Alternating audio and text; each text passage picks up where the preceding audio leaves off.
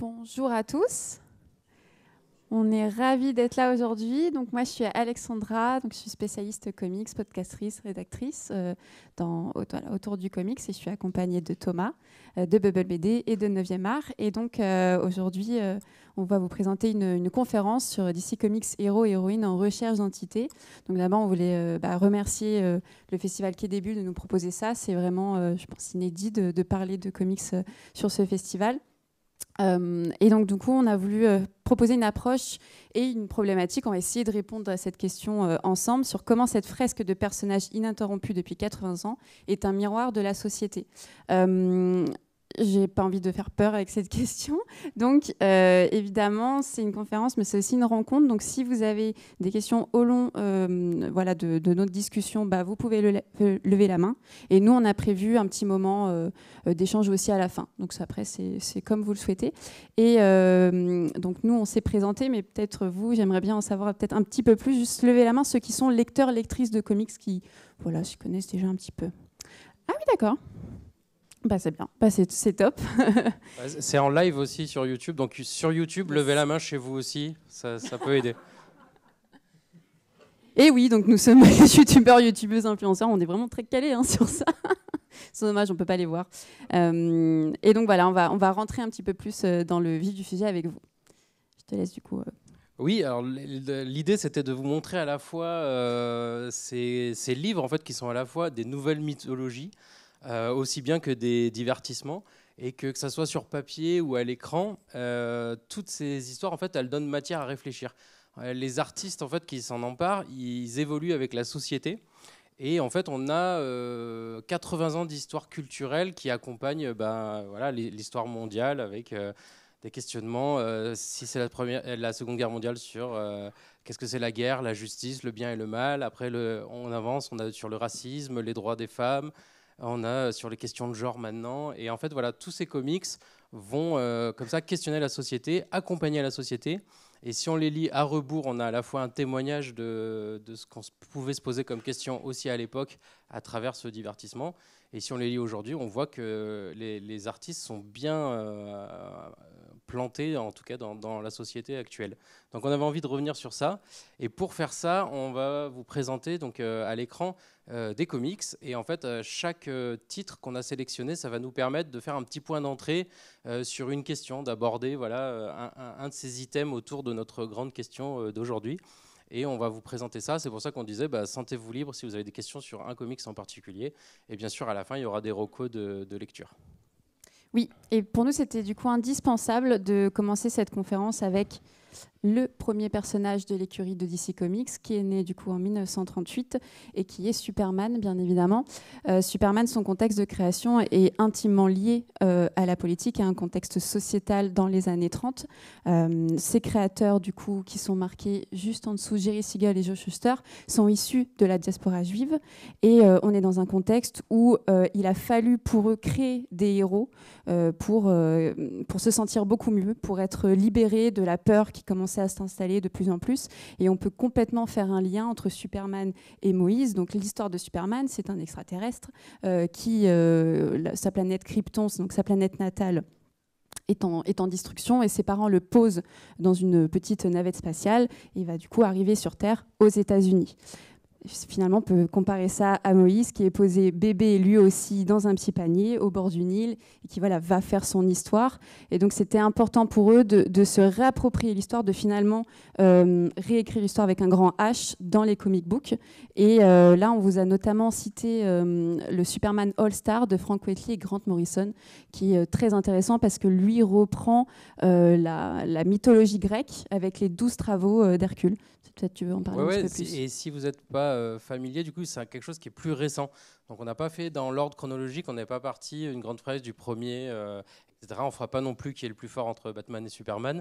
Mais du coup, l'idée, c'est de vous présenter des choses récentes. Donc là, les deux auteurs ont choisi de renouer avec toute la mythologie Superman. Donc, comme tu disais, donc, à travers cette idée mythologique. Mais il y a aussi, chaque chapitre fait intervenir quelqu'un qui a compté dans son histoire. Donc on va revoir tous ces alliés ou tous ces ennemis, enfin ces antagonistes. Et en fait, grâce à ça, on va réinterroger Superman. Oui, et puis en plus, c'est très intéressant parce que si vous vous intéressez au personnage de Lois Lane, elle apparaît aussi dans ce comics-là où elle porte un costume aussi. Et donc, lui, il essaye de lui déléguer en approchant de la mort dans cette histoire-là, lui dire voilà, j'aimerais que tu sois héritière aussi d'un pouvoir et que tu puisses toi aussi sauver le monde. Donc, il y a vraiment plein de choses dans cette histoire qui est très intéressante. Et du coup, on continue à voyager dans le temps. Là, on arrive dans les années 70 et c'était essentiel d'aussi vous parler. Alors oui, on vous a mis des petits extraits de cases, évidemment. Vous pouvez le constater, c'est très, très beau. Les années 70, deux gros créateurs aussi, donc Denny O'Neil et Neil Adams, qui ont publié Green Lantern, Green Arrow, qui ont au point commun la couleur verte, si vous avez pu constater ça. et dans ce comics-là, on est intimement lié avec la politique américaine. Donc en fait, ces deux héros-là vont devoir se lier. Ils n'ont de base rien en commun, deux personnalités très différentes. Green Lantern est plutôt lisse, plutôt timide, introverti. Et Green Arrow est très déchiré, très tourmenté. Ils vont devoir se connecter pour sauver le peuple américain. Et il y a évidemment énormément de thématiques, la pauvreté américaine, l'oppression des Indiens d'Amérique, la naissance du féminisme, le trafic de drogue. Et on a même des planches où les scénaristes caricaturent le président, qui est Richard Nixon, en le caricaturant en enfant qui est manipulé par un cuisinier diabolique. Donc ça, c'est très intéressant de se dire que le comics, c'est éminemment politique et on se joue des présidents. Il y a même dernièrement eu aussi des caricatures sur Donald Trump et ça, c'est assez constant. Et ce comics-là est assez phare et a donné le ton à d'autres comics dits politiques comme V pour Vendetta ou Watchmen que vous pouvez connaître parce qu'il y a notamment eu des adaptations cinématographiques. Et là, ce qui est chouette, c'est que le Green Lantern, qui habituellement est une sorte de sentinelle de l'espace, il va s'occuper d'autres secteurs de la galaxie. Et là, en fait, pour la première fois, il va faire un tour sur Terre. Et en fait, il va explorer la société américaine comme jamais dans les comics ça avait été exploré, en s'arrêtant vraiment du point de vue de quelqu'un d'extérieur, en disant waouh, il y a autant de pauvreté, il y a autant de drogue, il y a autant de choses comme ça. Et Green Lantern, donc c'est un ancien soldat, et Green Arrow, lui, par contre, c'est un milliardaire. Il est un petit peu comme Batman, comme Bruce Wayne. Donc la différence entre les deux aussi va bien jouer, et on va avoir un peu cette espèce de friction entre les deux mondes. Puis c'est une des rares fois où on s'intéresse au peuple aussi. On a vraiment des cases avec ces Américains qui vivent là et qui vivent des difficultés au fur et à mesure. Et donc là, on vous parle beaucoup d'hommes. On vous a parlé de Green Arrow, Green Lantern, Superman, mais les femmes dans tout ça. Évidemment, les comics montrent l'évolution du féminisme, l'évolution de l'écologie, l'évolution des droits LGBTQ+. Et ce n'a pas toujours été le cas. Dans les années 30, des personnages comme Lois Lane, donc je parlais tout à l'heure dans le comics All Star, ses toute première histoire, elle n'était là que pour être le love interest, donc la petite amie d'eux. Donc elle a été la petite amie de Clark Kent / Superman. C'est que plus tard qu'elle a eu ses propres récits, ou même à la toute fin de la conférence, on va vous partager un one-shot sur elle qui est assez incroyable. Ça a été le cas aussi pour Batwoman, alors pas celle que vous connaissez, mais la toute première Batwoman, c'est Cathy Kane, qui, elle, a été créée pour faire taire les rumeurs d'homosexualité entre Batman et Robin. Et oui, ça vous fait rire, mais c'est le cas. Il y a eu vraiment un moment où ça a fait beaucoup d'émulation. Robin était constamment dans les histoires parce que ce qui est assez intéressant, c'est qu'on a créé Robin pour apporter une touche de jeunesse et ils s'en sont pris plein la tête en disant oh, alors là, il y a beaucoup trop de jeunesse, limite ils sont un petit peu trop proches ensemble, ils vont dans la Batcave ensemble, dans l'émission ensemble. Donc là, il manque un personnage féminin. Mais en même temps, Robin, si vous vous souvenez de son costume, il est en slip quand même, donc il se balade en slip. Superman aussi, il est en slip. Non, mais voilà, c'est vrai qu'il y avait cette ambiguïté. Évidemment. Et on avait du coup cette Batwoman, donc cette première identité-là que ce personnage a portée, qui n'était là que vraiment pour être la petite amie de Bruce Wayne, qui était même femme au foyer, donc très très loin de l'image qu'on a aujourd'hui. Donc ce personnage-là, Kate Kane, qui est militaire, justicière, très indépendante, lesbienne, qui a des rapports compliqués avec son père, qui est différente, en tout cas, de ce qu'on a mis dans les années 30. Et donc là, on vous a mis un extrait de Batwoman de Greg Rucka et J.H. William Free, c'est ça ? C'est le troisième, celui-là, The Third, qui a un récit avec des planches sublimes où on revient sur les origines du personnage. Et en même temps, on apporte une intrigue policière assez alléchante, en ayant, donc vous voyez sur une des cases Batman, mais qui n'est pas centrale. L'idée aussi, c'était de se dire, ok, Batwoman appartient au Lord de la Bat Family, mais elle peut être indépendante, comme Batman peut avoir ses propres histoires. Ouais, et puis surtout aussi, dans les histoires de Batman, il est très tourmenté, il a un passé qu'on connaît, qu'il a marqué, mais vous allez voir que Batwoman, c'est pas mieux. Et c'est ça qui est chouette, en fait, c'est que du coup, ils lui ont fait une vraie identité. Et elle vit, son père, c'est Clint Eastwood, dans ses plus mauvais films, avec sa méchanceté, avec tout ça. Et voilà, elle a un background hyper fort qui permet de la détacher vraiment de Batman complètement. Et donc, tout à l'heure, on vous parlait du premier super-héros créé de l'écurie DC Comics, mais là, on va revenir aussi sur la première héroïne, qui est donc Wonder Woman, donc créée en 1941. Et elle a eu, on va dire, plusieurs rebondissements au cours de ses créations et de ses multiples incarnations dans les comics. Donc, dans les années 30, elle était évidemment tout de suite pionnière dans un féminisme. C'était, de toute façon, ce qui est important de retenir avec elle, c'est qu'elle fait partie de la Trinité. Donc, elle se retrouve quand même en train de jongler entre Batman et Superman et être la voix de la sagesse, la voix de la paix. Donc, très vite, on revient sur l'aspect politique. Elle combat les nazis.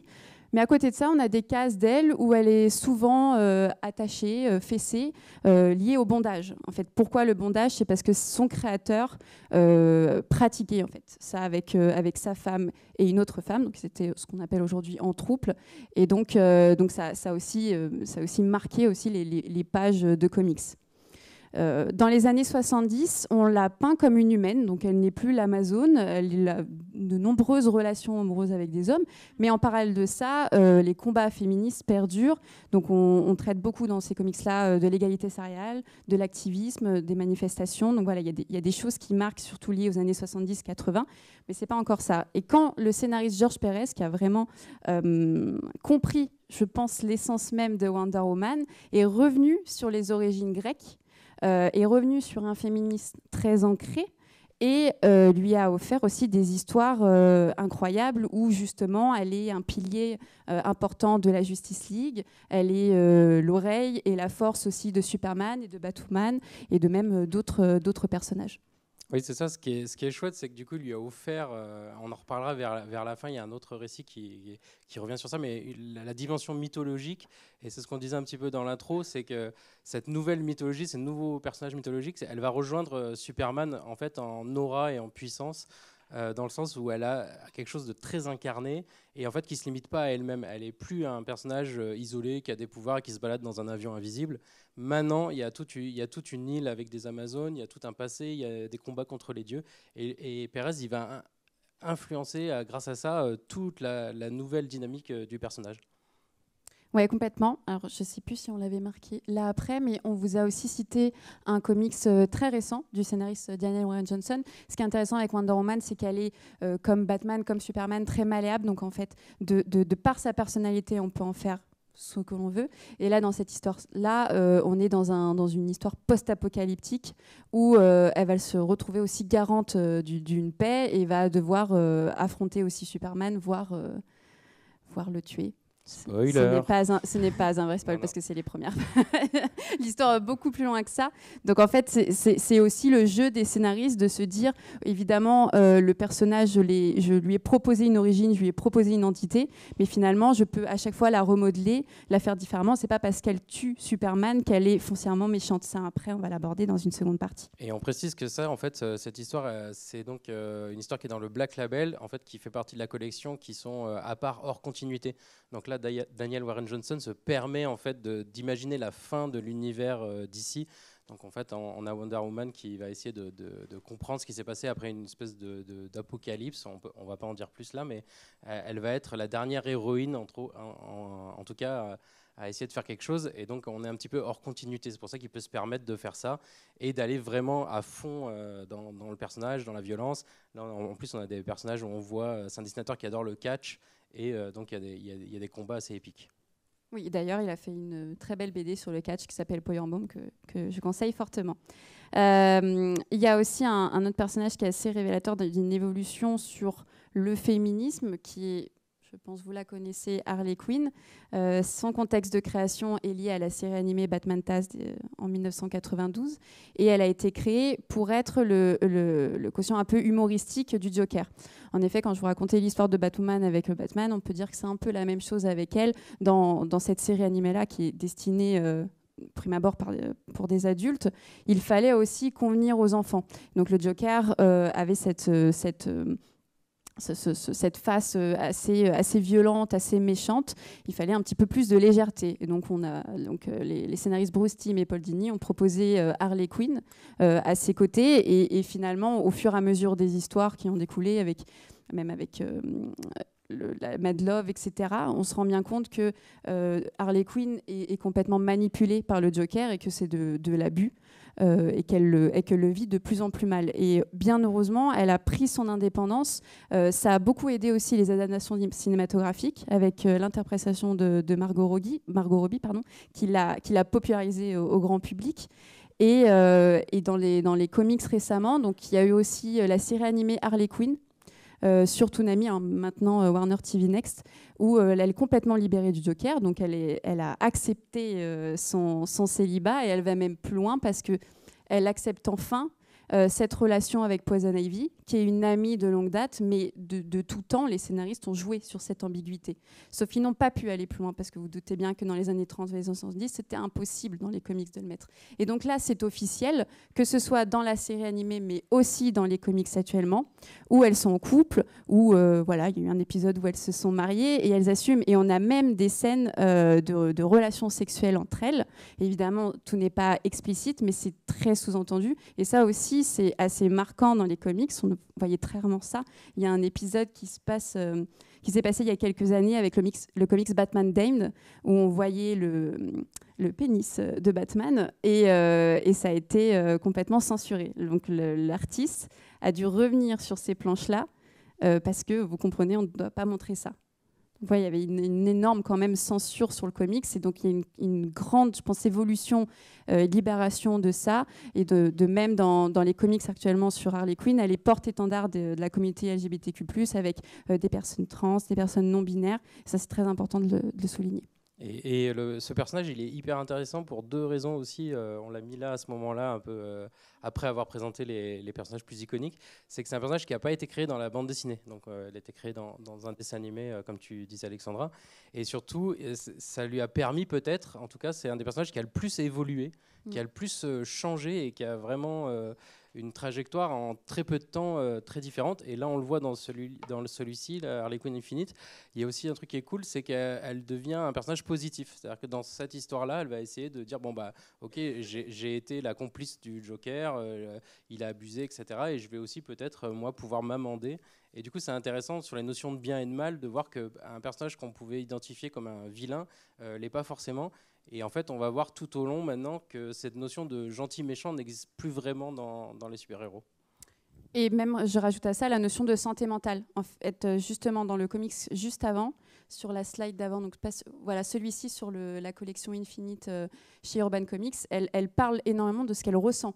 Si elle est heureuse, à quel moment elle n'a pas été heureuse, comment elle peut atteindre le bonheur-là. Et donc, le terme de santé mentale, même nous, est récent depuis une dizaine d'années et se pose aussi dans les comics. Et donc, on parlait de Poison Ivy, donc sa nouvelle compagne. Elle aussi a une très belle évolution où, dès les années 30, elle était une antagoniste de Batman, une méchante.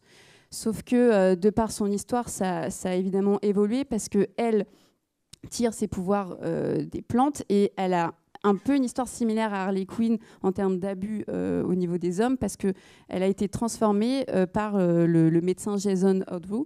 Et donc, elle vit aussi un traumatisme pesant. C'est aussi pour ça qu'elle déteste les hommes en général avec un grand H, que ce soit pour ce qu'ils font de mal à la planète et de mal aussi au niveau des femmes. C'est aussi pour ça qu'elle s'est très, très vite liée à Harley, qu'elles sont devenues amies parce qu'elle a très vite compris qu'Harley était complètement soumise au Joker, qu'elle a vécu ça avec le médecin et qu'il faut dépasser ça. Donc, je dirais même que très vite, la notion de sororité a déjà été posée en fait, dans les comics avec cette relation amicale qui est devenue une relation amoureuse aujourd'hui. Et donc, heureusement, là, on a une belle évolution aussi sur Poison Ivy qui a son récit complet avec Poison Ivy Infinite, tome 1, où on vous a mis les planches ici. Et là, ce qui est intéressant aussi, du coup, c'est un personnage aussi qui était donc vu comme un antagoniste de Batman, mais en fait, au fond de nous, lecteurs modernes, on sait qu'elle avait raison parce que elle alertait sur les problèmes liés à la nature, au déversement de la pollution, et du coup, elle était une sorte d'écologiste avant l'heure, et elle était, à l'époque de sa création, elle était mal vue. Bah oui, elle empêchait les usines de construire, elle empêchait tout ça. Et du coup, la relecture moderne est assez intéressante. Et dans celui-ci, Poison Ivy Infinite, ce qui est chouette, c'est qu'elle a perdu ses pouvoirs. Il s'est passé plein de choses évidemment entre temps, mais du coup, le fait qu'elle n'ait plus ses pouvoirs, qu'elle essaie de les reconquérir et qu'elle ait peut-être un autre destin, du coup, elle la place encore plus fort dans le monde moderne à l'heure où voilà, les enjeux climatiques sont devenus plus que politiques. Et donc on a abordé finalement avec Poison Ivy et Harley Quinn deux méchantes qui sont devenues au fil du temps anti-héroïnes, voire héroïnes selon les récits. Et on va continuer sur cette identité qui devient de plus en plus floue entre le bien et le mal, entre un héros et un méchant. Au tout début, on revient encore dans les années 30, c'est assez clair, sauf qu'entre-temps, il y a eu le Comic Code Authority en 1954. Donc c'est une régulation qui a été faite suite à un livre publié qui s'appelle The Seduction of the Innocent de Frederick Wertham, qui dit clairement dedans que les comics ont une mauvaise influence sur les jeunes parce qu'il y a beaucoup trop de sexe, de sang, de violence. Et donc on a eu un moment assez triste dans les comics avec des histoires plutôt plates de combats extraterrestres et pas des choses très très profondes. Et donc heureusement dans les années 80, énorme tournant, et on vous a mis un exemple avec le scénariste Frank Miller et sa réécriture de Batman avec le Batman The Dark Knight Returns et Batman Année 1, où là le comics est politique, sombre, violent, et où Batman, lui, n'arrête pas de jouer sur la ligne tendue entre être un héros et avoir des actions qui ne sont pas forcément très héroïques. Oui, puis là, ce qui est intéressant dans The Dark Knight Returns, c'est que Frank Miller se dit je vais présenter un Batman fatigué. Batman, il a depuis le début un côté détective. Il y a eu toute une période un peu pop, un peu rigolote, notamment grâce à la série télévisée. Mais du coup, là, il se dit bah non, il est vieux, il est fatigué, il en a marre. Son code d'honneur de ne pas tuer va peut-être s'effondrer. Et en fait, du coup, de là, il arrive dans une période qui va être une période très sombre pour les comics où tous les héros vont se révéler sombres et torturés, mais grâce à ça, en tout cas, il va libérer ce côté Boy Scout qu'il y avait jusqu'avant. Et donc, The Dark Knight Returns va être un peu le point de départ. Et après, donc, il y aura Batman Year One qui va confirmer ça en réinventant les origines du personnage. Justement, je vous avais trouvé une citation dans une interview au Monde où le scénariste, donc Frank Miller, disait sous ma plume, Batman est devenu un anarchiste et il deviendra un révolutionnaire. Donc là, tout est dit, on est loin finalement du héros lisse, cette fois-ci un Batman complètement névrosé. Et dans ce comics-là, on a aussi évidemment des thématiques qui sont liées à ce qu'on vit aujourd'hui avec la surinformation, les fake news, la médiatisation. Et donc ça, c'est vraiment imminent à ce comics-là. Oui, puis c'est un peu méta aussi parce que Frank Miller, il a eu des positions très racistes pendant un moment donné. Et là, en fait, il est un peu revenu en s'excusant en fait, de là où il avait pu aller, de certaines choses qu'il a pu dire. Et du coup, c'est marrant, il y a une espèce de parallèle où lui aussi, il a sombré vraiment très, très noir. Et là, il revient un petit peu en se disant bah, j'ai peut-être fait quelque chose, j'ai dit des choses, en plus, j'ai une influence et j'aurais peut-être pas dû le faire comme ça. J'ai l'impression aussi à ce moment-là, le fait que Batman soit beaucoup plus torturé, soit borderline, nous lie un peu plus à lui. On a tendance un peu à se rapprocher parce qu'il a ses faiblesses et qu'on arrive à le comprendre. Et ça, aujourd'hui, il y a des scénaristes qui se sont emparés de ça et qui vont même renverser les choses, ou si finalement le méchant lui aussi peut changer et peut passer de l'autre côté. Et donc, on a le scénariste Sean Gordon Murphy qui a fait un travail assez incroyable avec Batman White Knight. Donc là, c'est pareil, c'est aux éditions Black Label. Donc Thomas vous en a parlé tout à l'heure. Il y a une liberté créative et artistique dans cette collection-là où ils ont le feu vert pour se réapproprier et l'univers et le personnage. Et dans ce comics, le Joker, lors d'une course-poursuite, tombe sur des médicaments. En tout cas, il en avale une certaine dose. Et ces médicaments le font devenir Jack Napier, donc une entité civile. Et il se rend compte que finalement, en cours de ces courses-poursuites, des bâtiments explosent, ça fait du mal à certaines personnes. Et il va il va intenter un procès à Batman. Batman va j'ai vu un sourire, mais oui, Jack Napier part en procès avec Batman et Batman va se retrouver en prison. Et nous, ça nous déstabilise parce qu'on se dit que c'est pas du tout le Joker que je lis depuis tant d'années, et en même temps, ça marche. C'est-à-dire qu'il y a une force d'écriture narrative où Sharon Gordon Murphy nous fait croire autre chose tout en nous liant à ces personnages créés il y a des années. Et il y a 2 points très intéressants par rapport à la problématique qu'on explore ensemble aujourd'hui. C'est qu'il y a aussi l'usage des réseaux sociaux. Donc aussi ça, c'est un truc qui n'avait pas encore été bien abordé. Là, c'est au cœur de l'intrigue, puisqu'en fait, quand on voit Batman défoncer quelqu'un dans la rue et qu'il est filmé, qu'il est mis sur Twitter, évidemment, ça fait réagir. On n'est pas du côté de Batman, puisqu'il est en train de tabasser quelqu'un. On ne peut pas faire ça comme ça aujourd'hui. Donc ça, c'est le premier point intéressant. Et le deuxième point intéressant, c'est aussi le personnage d'Harley Quinn, qui a un vrai rôle hyper pertinent et du coup qui va aussi réinventer un peu le personnage. C'est dans ce bouquin aussi où elle va trouver une autre forme de légitimité. Il y a plusieurs titres de celui-ci. Il y a notamment un titre dédié à Harley Quinn. Et dans ce numéro-là, elle est mère célibataire avec 3 enfants. Elle a un travail à la JCPD et elle aide Batman. Donc voilà, très différent de ce qu'on a eu dans ses premiers récits. Et donc, on va enchaîner tout de suite avec la dernière partie où la société est visible aussi à travers les comics. Oui, parce qu'on a parlé là de héros en solitaire, même si des fois il y avait des groupements, mais il y a aussi quelque chose qui est très intéressant dans ce côté un peu miroir de nos sociétés, c'est les effets de groupe. Et en fait, il y a donc le groupe qui va aussi façonner, on va dire, le héros.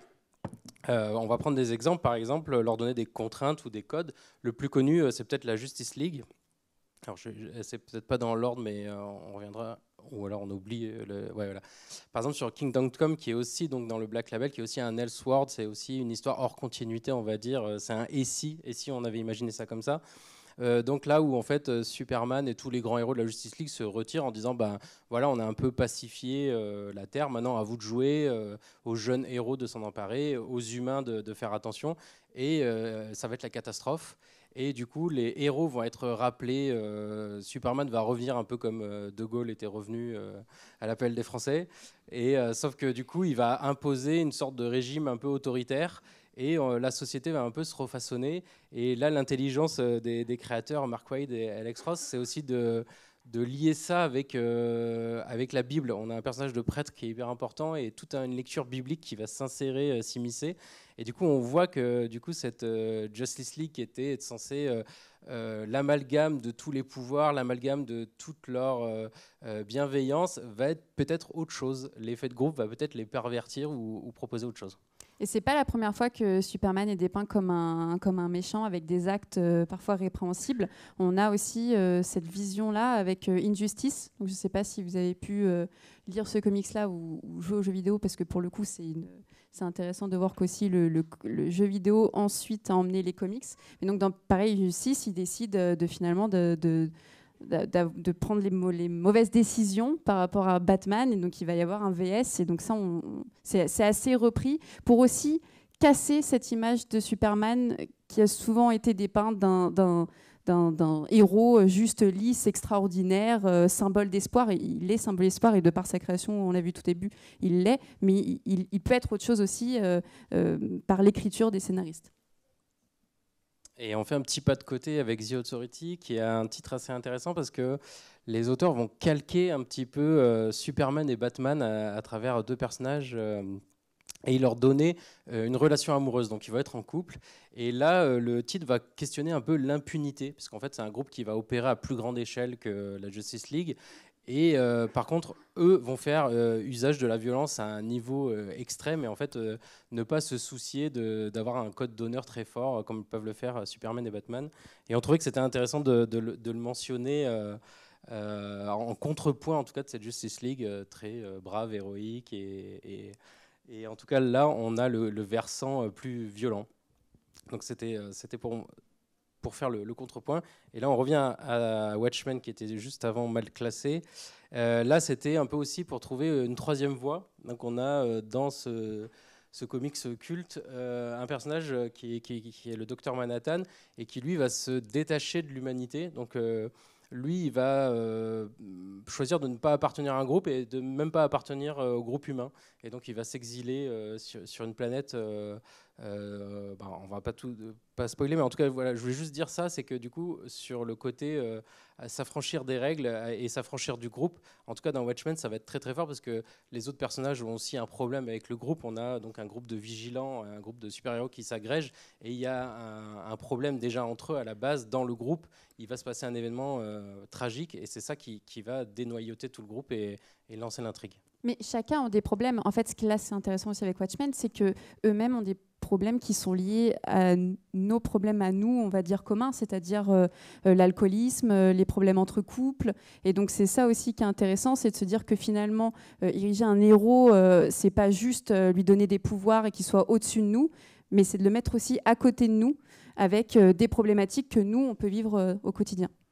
Et Watchmen aussi représente un jalon important si vous voulez vous faire une bibliothèque comics. C'est aussi le moment où on va déconstruire les super-héros.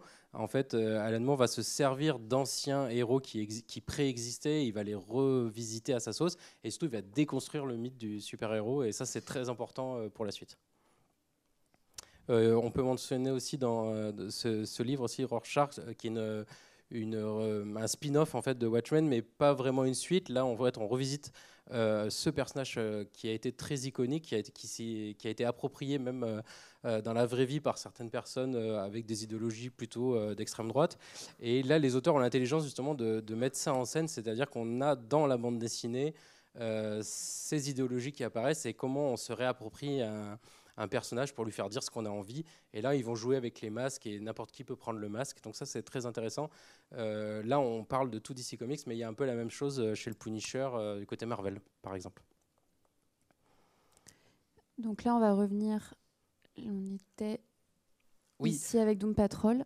La Doom Patrol aussi, je voulais le mentionner, surtout la version Grant Morrison et Richard Case sur le côté groupe étonnant, parce que dans ce groupe de super-héros un peu déglingués, on va dire, ils ont inventé plusieurs personnages qui, eux, questionnent aussi l'identité. Et donc, il y en a un que je voulais mentionner absolument, c'était Danny the Street, qui est un super-héros qui est en fait une rue. Et en fait, c'est l'esprit d'une rue, on va dire, et ce personnage peut communiquer avec les autres à travers les panneaux, les choses comme ça qu'il y a dans la rue.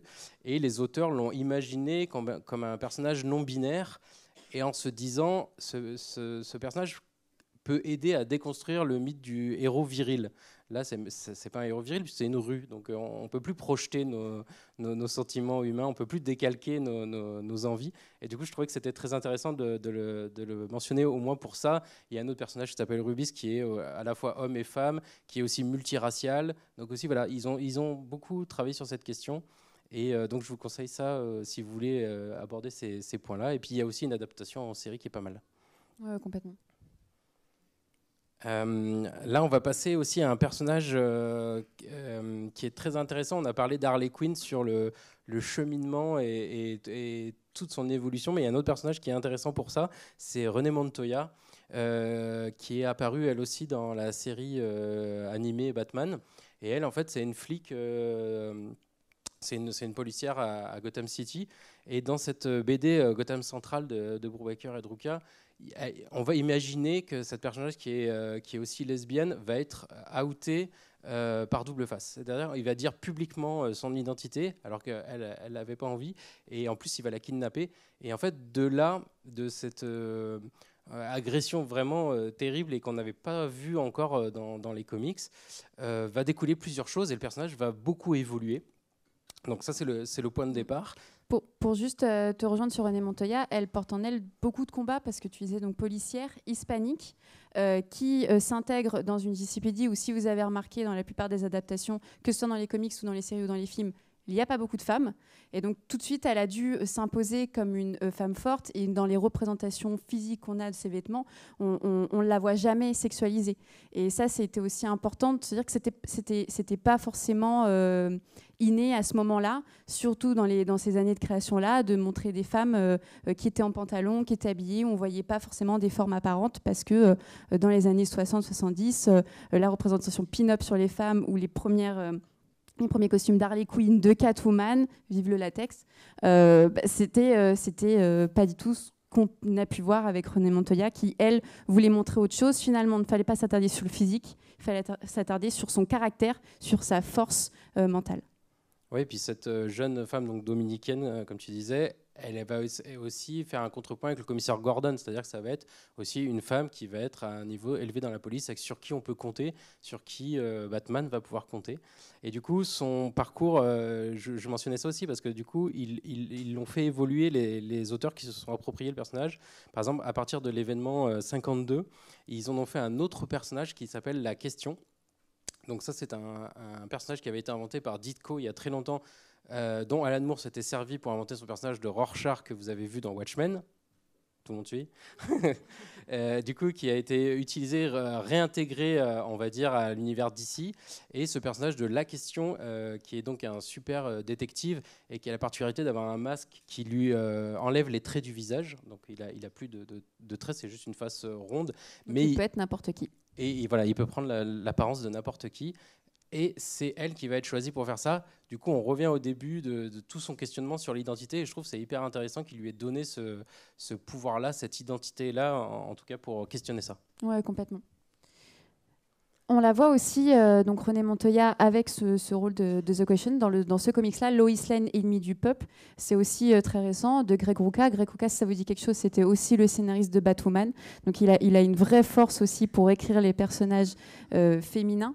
Et elles vont se lier. Donc c'est un comics... on peut le dire, très féministe, qui apporte beaucoup d'empowerment à ces femmes-là, qui vont vraiment se détacher des hommes. Donc Lois Lane, comme on l'avait dit tout début, Love Interest dans les années 30.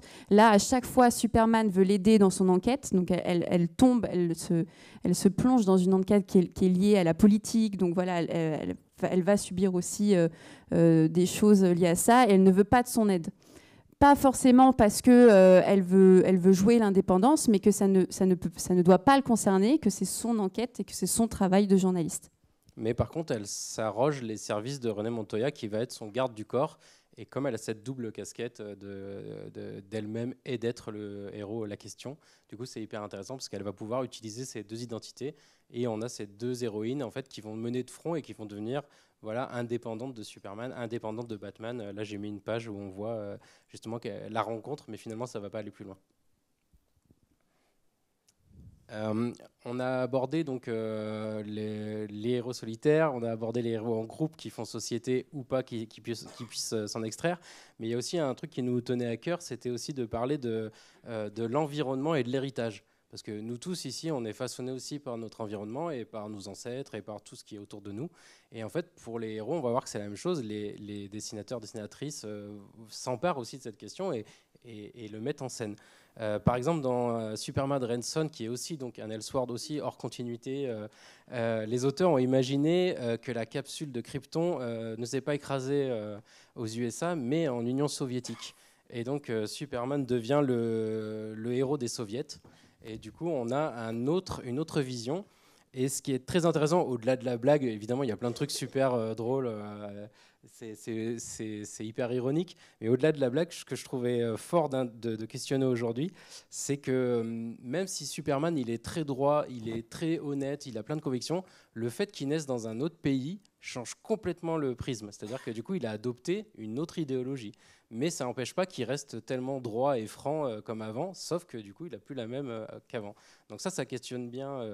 Je trouve que ça reflète bien ça. Oui, complètement. Puis à sa création, c'était vraiment un héros patriotique qui défendait les valeurs des États-Unis, qui a tout de suite aimé ce peuple qui a été accueilli, qui a été élevé par un couple américain. Et donc là, ça a tendance à nous désarçonner, mais en même temps, ça reste aussi très accessible. Et paradoxalement, c'est une des meilleures ventes d'Urban Comics. Et c'est même, moi où j'ai travaillé en librairie, un comics qu'on conseille parce que, encore une fois, on peut connaître et appréhender ce personnage-là, tout en sachant qu'il est très différent de l'origine story qu'on lui a écrite au tout début. Après, un autre comics qui est un peu dans cette idée-là, c'est The New Frontier de Darwyn Cooke. Là aussi, il y a une idée de reprendre tous les personnages de DC Comics, en fait, toute la Justice League, en prenant même les personnages un peu moins connus, un peu laissés de côté parfois, et de les mettre dans un environnement de guerre froide, donc où il y a des guerres de décolonisation dans le monde. Il y a la Corée, il y a le Vietnam, il y a la course aux étoiles qui se prépare justement, la compétition entre le bloc soviétique et le bloc américain. Et en parallèle de cette course aux étoiles, de ce lancement de fusée, on a ces super-héros en fait, qui renaissent un petit peu. Et on voit que l'environnement un peu déprimant de cette post-Seconde Guerre mondiale influe vachement sur les super-héros. Donc dans cette histoire, je trouvais intéressant de le mentionner, c'est que on va pas les voir aussi dynamiques qu'avant, mais par contre, on a un côté positif où ils vont eux-mêmes se motiver pour continuer. Oui, et puis on a aussi beaucoup de dialogue. C'est un comics qui apporte vraiment beaucoup de profondeur aux personnages, d'échanges entre eux, d'essayer de trouver des solutions pour justement aller mieux et aller dans cet aspect positif que tu disais. Ouais, et donc si dans Watchmen, il descendait une pente à fond la caisse, là, il la remonte, et du coup, ça fait un peu les deux faces d'une pièce que vous pouvez lire les uns après les autres, c'est assez sympa. Et puis même pour le côté très old school, après, avec Robin qui revient avec son slip, vous voyez qu'on fait des boucles dans cette conférence, c'est totalement prévu. Mais oui, le dessin aussi est incroyable, très, très rond, qui reprend un petit peu le design qu'on peut avoir dans la série animée de Batman Taz, typiquement. Donc c'est aussi très, très sympa à lire de manière graphique. Et du coup, comme on parle d'environnement, on va resserrer un tout petit peu. Par exemple, avec Gotham City, donc, qui est la ville de Batman et des antagonistes de Batman, qui est assez chouette parce que cette ville-là, en fait, elle façonne aussi les personnages. Par exemple, dans ce Batman Nocturne, qui est une publication très très récente, donc il y a deux volumes en France, mais c'est tout récent. Il y a Ramvi, l'auteur, et Simon Spurrier qui vont interroger qu'est-ce que Gotham a fait à Batman. Donc Batman, on sait tous qu'il a un traumatisme d'enfance lié à ses parents, etc. Mais là, du coup, ça va plus loin. Il y a une malédiction qui est plus ancienne. Il y a des grandes familles à Gotham City. Et en fait, finalement, Batman, tout ce qu'il a choisi, tout ce qu'on a cru qu'il a choisi, il l'a peut-être pas choisi. En fait, ça vient peut-être d'un atavisme, enfin de quelque chose qui lui précède. En fait, et du coup, je trouvais que c'était intéressant de mentionner ça, surtout que toute la bande dessinée est un peu racontée comme un opéra. Il y avait aussi, sauf si vous voulez dire un truc, pardon. Non, c'est bon. Il y avait aussi Arkham Asylum qui a compté un livre qui s'intéresse spécialement donc à l'asile prison d'Arkham qu'on connaît, où on met tous les super vilains dès qu'on ne sait plus quoi en faire. Et là, les auteurs ont imaginé que Batman allait leur rendre visite, il se fait piéger, il va dans l'asile, et en fait, il va se questionner déjà, sur sa propre folie, et on voit que l'asile, en tant que tel, façonne aussi les gens qui y habitent, qui sont coincés là-dedans, mais qui en deviennent des habitants, et du coup, on a ça, par exemple, dans le film Un Prophète aussi, mais c'est que l'aspect prison peut aussi façonner l'individu. Donc je trouve que ce livre, si je peux mettre les planches aussi, qui est très graphique, là on a mis des extrêmes, il y a encore des choses encore plus déstructurées, plus graphiques, rend ça et donne un peu ce jeu de ping-pong entre est-ce que Batman n'est pas aussi fou que les autres et est-ce que c'est pas son univers qui l'a rendu comme ça. Là, on a un comics aussi très récent, Gotham City année 1, du scénariste Tom King, dessiné par Phil Lester. Ce qui est incroyable aussi dans ce titre-là. Donc, tout à l'heure, tu parlais d'un personnage qui est finalement une rue. Souvent, on dit dans l'univers de Batman que Gotham est un personnage à part entière. Et en effet, elle l'est parce qu'elle a une histoire atypique avec la famille Wayne, mais aussi d'autres familles qui ont gravité, qui ont apporté un certain héritage. On sait que c'est une ville aussi très fracturée, entre un pôle, un centre plutôt riche et des banlieues qui ont des difficultés. Et donc là, Tom King réussit à reprendre une certaine origin story de ce qu'on connaît de Gotham, tout y emportant un peu plus de profondeur. Ce qui est assez fou, c'est qu'en plus, on ne voit même pas Batman. On est quelques années bien avant sa naissance, où on s'attarde sur son grand-père, où on remet un personnage assez mythique aussi de l'univers d'ici, qui est Sam Bradley, qui est un ancien flic détective privé qui va devoir retrouver la fille donc Helena Wayne, donc la fille des parents Wayne, et donc de là va avoir une enquête assez profonde sur comment Gotham est devenue la Gotham de Batman.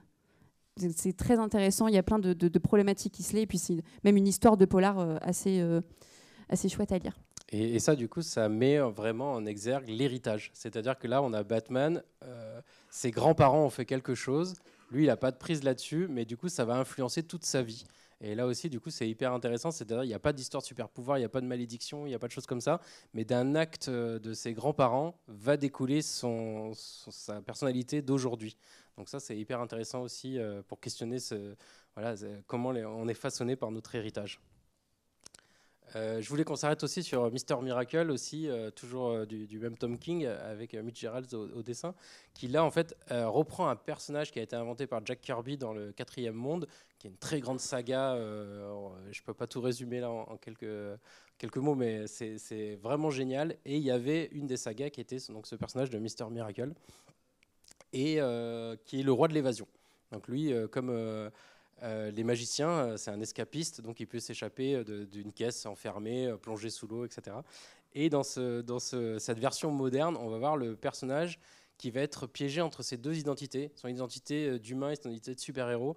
Il a cheval sur 2 planètes aussi, parce que c'est un enfant qui a été échangé à la naissance. Il était sur une planète plutôt diabolique, plutôt un enfer. Échangé, lui il venait d'une planète paradis échangé, il a vécu sur une planète infernale. Et du coup, il a cette double identité entre les 2 planètes, du coup, d'enfant qui a été échangé à la naissance. Et là, il va faire face à la parentalité. Et donc, il est tiraillé entre son désir de père, mais la peur d'être parent, le côté couple, mais il est aussi un héros solitaire, et les 2 univers sur lesquels il va jongler. Et puis on aborde aussi la dépression dans ce comics-là, où clairement il pose les mots et il se rend compte qu'il n'arrive pas du tout à tout gérer. Et donc ça, c'est assez incroyable de se dire qu'on va aborder et lire une histoire d'un super-héros qui va très mal, où on aimerait, nous, en fait, en tant que lecteur, l'aider à combattre ces maux. Et donc il est assez... il y a une franchise où sur plein de cases, il a envie d'abandonner. Et donc ça questionne vraiment à quel moment le héros abandonne et à quel moment on s'intéresse aussi à la psyché et à comment le personnage peut s'en sortir par lui-même. Et vous aurez envie de le lire parce que là il y a Darkseid qui est donc un des plus grands antagonistes de tout l'univers d'ici, qui mange des mini carottes et des tomates cerises, donc je vous engage à lire ce récit. Je suis désolée, j'ai pas pensé à dire ça, c'est vrai que ça change. C'est le plus important. Après, on va passer aussi à Far Sector, qui est un comics hyper intéressant pour questionner aussi cette question de l'identité, de ce qu'on peut projeter sur les gens. Car là, les auteurs-autrices inventent un nouveau Green Lantern, Joe Mulane, et en fait il place ce personnage sur une planète la plus éloignée de chez nous, la plus lointaine galaxie, et du coup personne ne la connaît, personne ne sait ce que c'est un Green Lantern, et du coup tout le monde s'en fout. Et du coup ce qui est intéressant, c'est que du coup elle va devoir s'inventer elle-même, et elle échappe à tous les préjugés.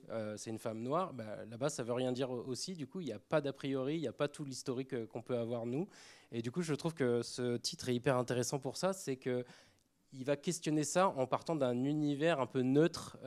Il déplace le point de vue. Et en plus de ça, elle n'a pas du tout envie d'être sur cette planète-là. C'est un peu comme si, dans votre travail, on va vous muter ailleurs et que vous n'avez pas très envie de changer de ville. Elle, c'est un peu pour ça. Donc, elle se dit, est-ce que je vais vraiment prendre cette mission à cœur? Est-ce que je vais m'attacher à cette ville-là? Et au fur et à mesure d'histoire, on se rend bien compte que son devoir va primer, mais elle va appréhender et connaître un peu plus ce devoir. Et en plus d'être une femme noire, c'est une femme lesbienne qui a eu aussi une histoire dans ce récit-là. Et donc, c'est pareil, un comics très récent, mais qui marque un peu plus comment on arrive à représenter maintenant toutes ces femmes avec toutes ces caractéristiques-là. Et un autre titre aussi qui me paraît intéressant pour revisiter notre environnement, notre héritage et par qui on est façonné, c'est ce Wonder Woman Historia qui est aussi très récent de Kelly Deconic et Phil Jiménez, qui là va reprendre l'histoire de Wonder Woman dont on parlait avant, qui avait déjà été modifiée par Perez et d'autres, mais là ils vont faire table rase, et là l'idée c'est de dire on repart de zéro, on réinvente toutes les origines du personnage et même des personnages qui ont précédé le personnage, et je trouve que ça aussi c'est une espèce d'invention en se disant ok, on est en 2023, ça fait 80 ans qu'il y a des récits de super-héros, et en un seul volume on peut encore tout balayer, tout remettre à zéro et se dire oui, en fait on a encore beaucoup de choses à inventer.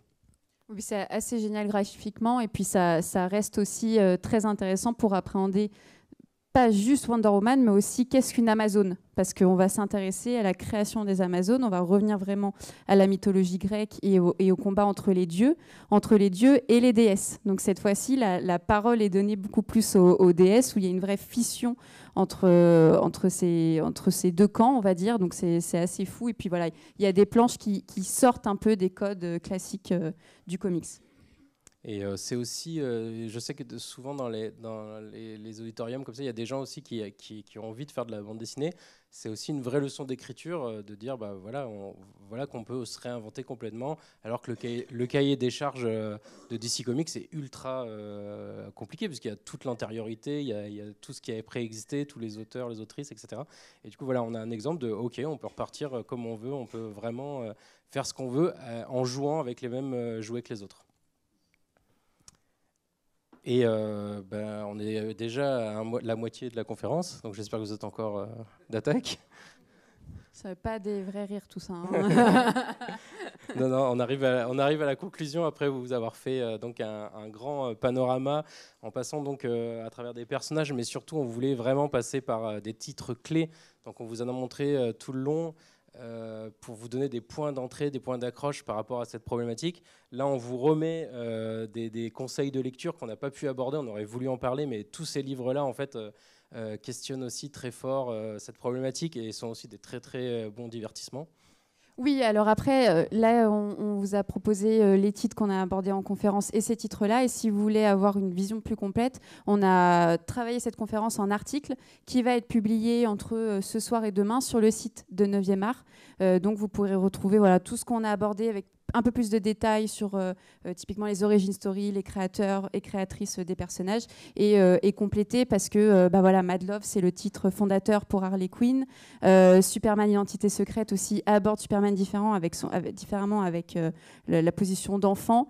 The Teen Titan, c'est le comics classique pour aborder ce groupe-là. Donc sinon on aurait eu pendant 3 heures, on aurait adoré parler 3 heures avec vous, mais je ne sais pas si vous aurez aimé parler 3 heures avec nous.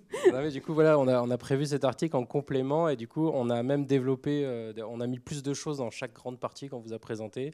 Et il y aura aussi des liens vers des coups de cœur ou des vidéos qu'on a faites déjà sur ces sujets, si vous voulez vraiment aller plus loin. Et on a quand même 5 minutes, quelques minutes avec vous. Et est-ce que vous avez des questions? Est-ce que vous voulez revenir sur certaines choses?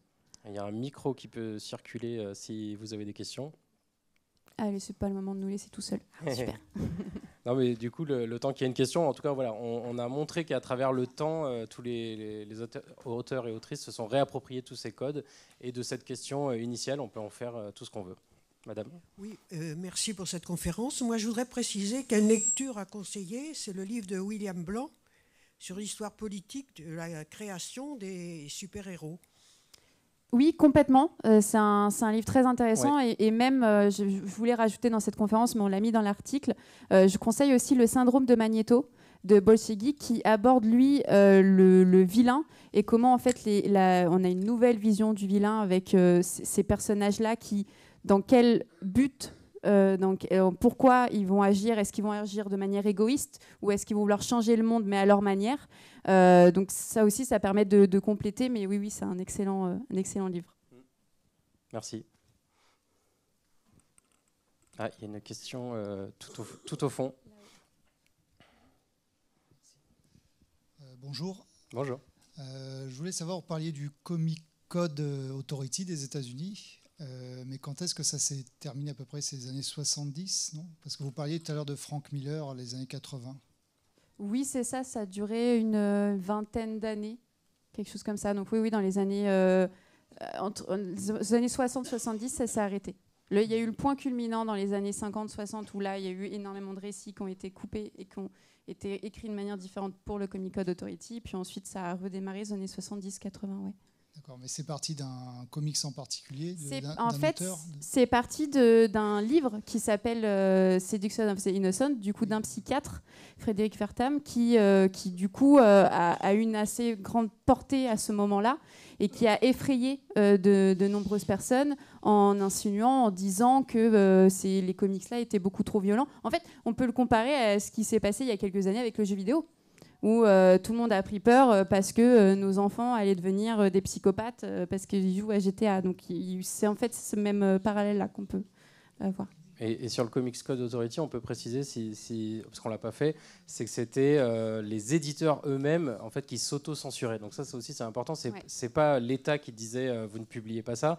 C'est tous les éditeurs qui se sont dit bon, pour pas se faire censurer ou voir notre boîte fermée, parce que il y a eu des maisons d'édition qui faisaient de l'horreur, qui ont été du coup qui ont fait faillite parce qu'on a retiré leurs titres les plus importants.